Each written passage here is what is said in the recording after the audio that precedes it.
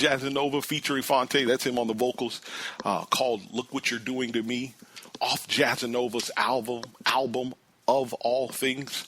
Definitely go check that out for sure. Again, if you want to hit me up, you are listening to the Marcus Harper podcast. I am your humble host, Marcus Harper. If you want to hit me up, the telephone number to the show is 404-806-1416. You can hit me up there, 404-806-1416. Hit me up there.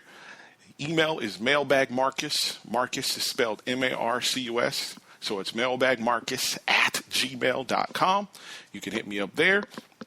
Or again, on Twitter, @SplashBrother. Look me up, search me. It is case sensitive, all one word, capital S on Splash, capital B on Brother. Definitely hit me up. Go to twitter.com//SplashBrother. You could also hit me up there as well. Look me up. Definitely holler at me. All right, we're going to get into the rest of this free agency. Going to go ahead and wrap the rest of this. We got to the L's, talked about what the Clippers did. Now it's time to talk about these Lakers. Laker fans, again, I got us. I'm throwing on the Laker fan cap so I can be like y'all and we can talk about this. Real rap right now. I tried to defend things. I tried to look at it glass half full, but hey, it is what it is. All right, so let's talk about these Lakers. In free agency, the Lakers ended up signing Timothy Mozgov and Luol Deng. Both the 4-year deals, both are 30 years old. Again, the money really doesn't matter because the Lakers had about $50 million to spend in the offseason. And Kobe was off the books. Roy Hibbert is off the books. So they had literally no big contracts out there. I know they try to sell us this KD and Russ thing, but until it happens, fam, we have the roster that we have. So unless somebody can bring me the actual quotes, not what you heard, not what sounds good, because Russell Westbrook is from L.A. and it makes sense for him to want to come home, and he was a Kobe fan as a kid, and all these things make sense. But until you can bring me the direct quotes of him saying, yes, I want to play for the Lakers next summer, it's all pie in the sky. It sounds good. Ask the Washington Wizards what that got them. Hey, Kevin Durant is from D.C. He's a Redskins fan. Grew up there, all these different things, and he didn't even consider them when it was time to go home. Not saying that would be the case with Russell Westbrook, but again, until it happens, all right. So, sign Mozgov, sign Luol Deng. Not the guys I wanted. I wanted Harrison Barnes. I wanted Bismack Biyombo. Again, that's on management. They decided to go the way they did. But here's my problem with it. Your plan was at midnight. You knew Hassan Whiteside, and let's talk Miami real quick. Miami, they re-signed Hassan Whiteside. They're working on Dwayne Wade. We don't know how that Dwayne Wade thing is going to play out. That's to be determined. So you knew as the Lakers you were out of the Hassan Whiteside sweepstakes. You knew you were at a lot of these guys' sweepstakes. So you decided Mozgov over Biyombo. Again, I disagree. Biyombo is somewhere around 24, 25 years old. It's pretty much the same money. But, hey, management, Luke Walton, the head coach, they all decided at midnight we're going to go to Mozgov's house. All right, fine. The money, again, it doesn't matter. If you look at the money he got compared to everybody else, it's right around market value. He got what everybody else got. Luol Deng, again, 30 years old, great teammate. Everybody that has played with him speaks glowingly of Luol Deng. He's a professional and everything like that. But Luol Deng also played for Tibbs for 3 or 4 years. Tibbs runs his guys into the ground. So you're getting a 30-year-old in Luol Deng who's got a lot of minutes on him, more minutes than the average 30-year-old. And I was, I wasn't happy and still not happy about none of the moves the Lakers made. And let's go ahead and get this out of the way. The Lakers are going to be a bottom 5 team next year. I'm going to give you top 5, bottom 5 at the end of this segment. They are a bottom 5 team. So you signed Luol Deng, and somebody tried to spin it to me as, well, you needed a veteran, you needed leadership around the team. Well, last year you had Kobe Bryant, you had Ron Artest, 2 veterans that don't take ish from really anybody. And how did that work out? Yeah, at the end of the day, these players are going to do what they want to do because they're grown men and they have all this downtime where Kobe Bryant and Ron Artest aren't over their shoulder. So that is moot to me. The Warriors, you would have put the pressure on the Warriors. So the reason why I wanted Harrison Barnes, one, he is 24 years old. I'm sorry. Harrison Barnes just turned 24 years old. You would have been giving him a 4-year max deal. Again, the money doesn't matter. You're not paying anybody. You would still have money next offseason if you wanted to go get somebody. Sign a one of the players, Russell Westbrook, Kevin Durant, whatever. You would have had max money to go out and get one of them. With Harrison Barnes being 24, at the end of the deal, he'll be 28. He'll be right in his prime. And at that point, you can decide whether you want to stick with him, you want to move on. Yes, you drafted Brandon Ingram. He is your small forward of the future. But as you've seen in the NBA, power forwards don't exist anymore. Those two can play right next to each other. I would be okay with Brandon Ingram even coming off the bench his rookie year to learn. That's another thing that's a problem. You give these guys the keys to the franchise. You make them starters. You do all this, and they haven't earned anything. Never forget, Kobe came off the bench his first year. Kobe came off the bench, I think, pretty first part of his second season in the league. So coming off the bench as a rookie is totally fine. You used to be the way you had to earn your starting minutes. Now, with us, the Lakers, we're just throwing them out there. So, yeah, you had that opportunity to go get a Harrison Barnes. Harrison Barnes is 6'8", 225, 24 years old, coming into his own grown man strength. He can guard 4 positions out there on a team where if he were getting some shots, he could get you 20 a game. You know, all these things would be valuable. He has championship experience. And again, he's 24, so he's giving you a chance to grow with these guys. 4 years from now, Ingram and those guys are 21, 22, 23, coming into their own. Harrison Barnes would be 28, coming into his own. But again, so you decided not to do that. You decided to go with Moskov. You decided to go with Luol Deng. And again, no knock to them. I just would have went another way. I tweeted about it. I talked about it. I had my list of bigs. So where we're at now as Laker fans, this is where we're at, Laker Nation, Laker family. This is where we are at right now. We are about to enter our 4th season. We haven't played a competitive game in 3 years. So we're about to enter our 4th season playing non-competitive basketball. And I just have one question for y'all, because you're out there on the West Coast. You're closer to it than I am way here in Atlanta. What is the talk with Jim Buss? When is he going to step down and hand over the reins? Is it if they don't succeed this year? Because you're on pace to have another less than 30 games winning season. You're not going to win more than 30 games. I'm being kind with that.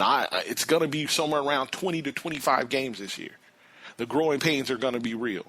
So this will be, again, 4 years in a row, non-competitive basketball. So again, at what point is it time?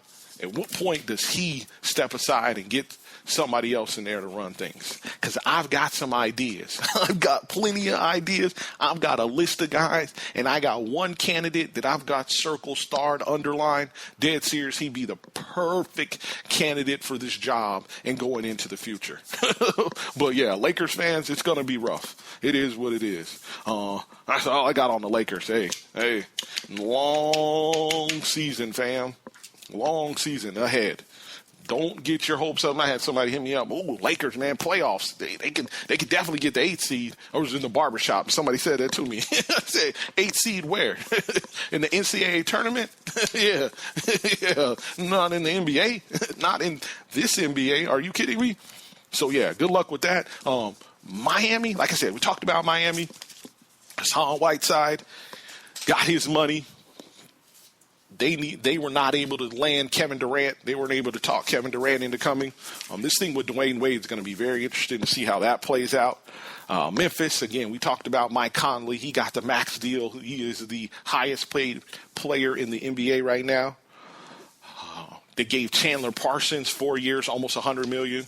Again, that was another guy that was on the list for the Lakers.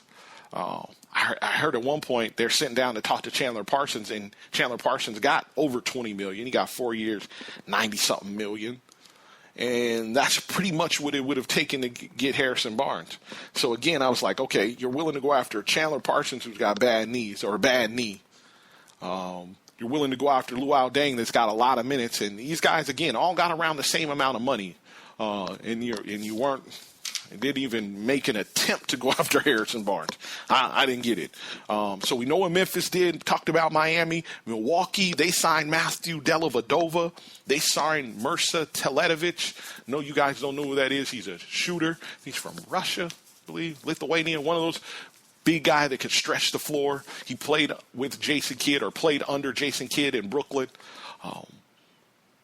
Milwaukee is a team full of athletes. Jabari Parker, Giannis Antetokounmpo, Michael Carter-Williams, Chris Middleton. They're a long, athletic team, and they could use some shooters around there.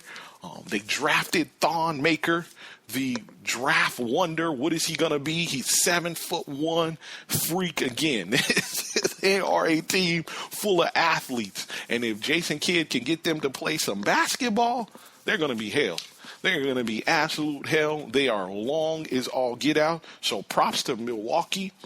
Minnesota, they drafted Chris Dunn. They didn't really do a lot in free agency.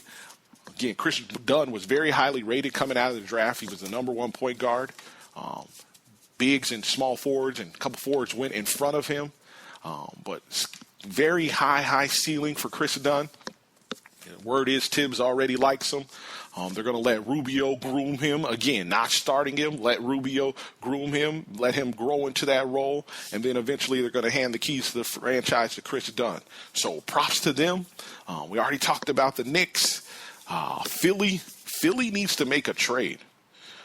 Philly drafted Ben Simmons. We know this. They were able to pick up Bayless in free agency, a guard.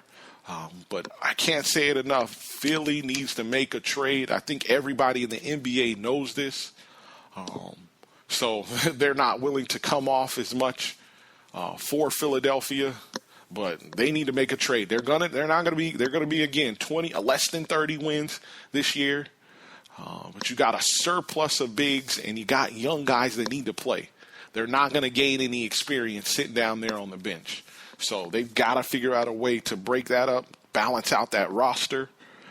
Orlando, they made a bunch of trades, made a bunch of moves. They ended up getting Bismack Biyombo from Toronto. 4-year deal, again, around the same money that Moskov got. They signed Jeff Green to a 1-year deal. They made the trade for Serge Ibaka. Traded Victor Oladipo for Serge Ibaka. They picked up Jody Meeks and another. So it's going to be interesting to see with Orlando. They got a bunch of bigs as well, how they divvy out the minutes, because they got big guys that are veterans. They've got Ibaka, they got Oladipo, they've got the kid Aaron Gordon, dunk contest that they like a lot, and they still have their center Nick Vukovic, who they play through. They literally play a lot of run the offense through him. So it's going to be interesting to see how they divvy up all of that. Portland, they signed Evan Turner. Props to them. It's going to be interesting to see if they match the deal for Allen Crabbe. I don't think they've announced that yet. Brooklyn put an offer out there for Allen Crabbe, or they're thinking about putting an offer out there for Allen Crabbe. So, yeah, it's going to be interesting. Very, very interesting. Toronto, they didn't really make many moves. They had to let Biz go. Utah, they made some trades. They picked up Joe Johnson. They're looking to make the playoffs this year, and we'd already talked about San Antonio. All right, that's it regarding the NBA and free agency. We will talk to teams and everything like that. I wanted to give you my top 5 and my bottom 5 before I get to this music. Top 5 teams in the NBA. I would, in no particular order. I'm going to give you top 5, bottom 5, and like I said, we'll fill in the rest and talk to the teams when the season gets closer. Props to the NBA for a great offseason. Offseason has been live. They have taken over the show, literally. So props to them. They are winning the offseason for sure. All right, top 5 teams. Again, I would start with Cleveland. Cleveland's champs. Again, no particular order, but Cleveland champs, number 1. Golden State, San Antonio, the Clippers, and then Toronto. Those would be my top 5 teams in the NBA.